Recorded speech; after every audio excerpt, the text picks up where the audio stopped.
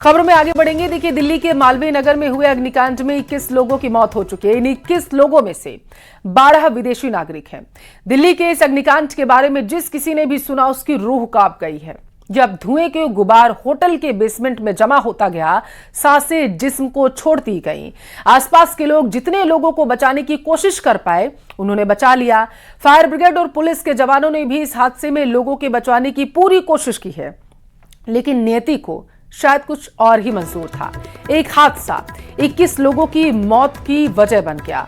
मामले में दिल्ली पुलिस ने होटल के मालिक लवकेश बजाज को फिलहाल के लिए गिरफ्तार कर लिया है, जिन्हें आज कोर्ट में पेश किया जाएगा। वहीं दिल्ली सरकार ने इस मामले में मजिस्ट्रेट जांच के आदेश दिए।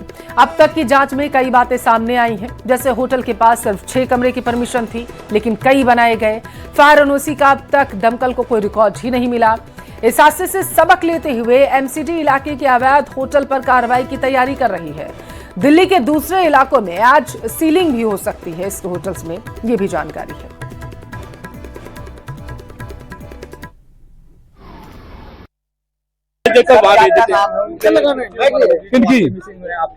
एक मेरी बेटी है तरजनी अग्रवाल, एज 42 ईयर्स। एक उसकी बेटी है एंजल, उसकी एज है अपना कली वो बेंगलोर से आई, उसकी एज है 20 ईयर्स। एक उसकी छोटी बेटी है, एज है 17 ईयर्स। बढ़िया। तो कुछ लोग बता नहीं रहे हैं, बता नहीं रहे कहाँ है वो। तीन हमारे मिसिंग है, 3 अभी तक। हमारे दामाद का रिपोर्ट ही आ गई। तो क्या इलाज करवाने के लिए आए थे? उनके पापा जी बीमार थे, वो इलाज कराने आ रहे हैं। वो परसों से एडमिट है।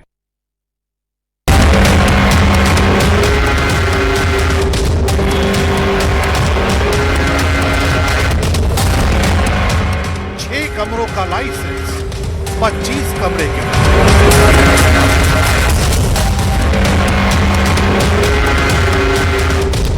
हादसे के पीछे असली जिम्मेदार कौन?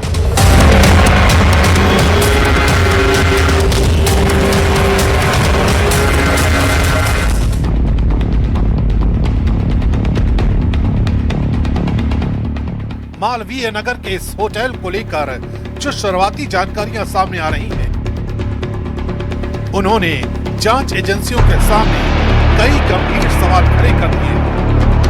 बताया जा रहा है कि इस संपत्ति को बेड एंड ब्रेकफास्ट कैटेगरी में सीमित कमरों के ऑपरेशन की इजाजत मिली थी, लेकिन जमीन पर तस्वीर बिल्कुल अलग है।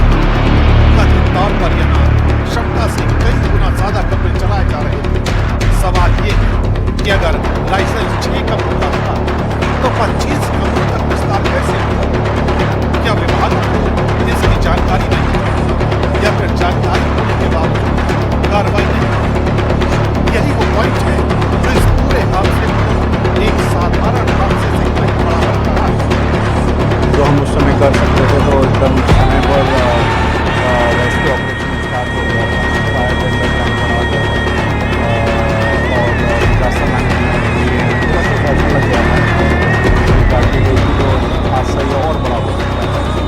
तो इस कारण से लगभग इसके आसपास का भी अभी 7 या 8 मेडिकल हॉस्पिटल में।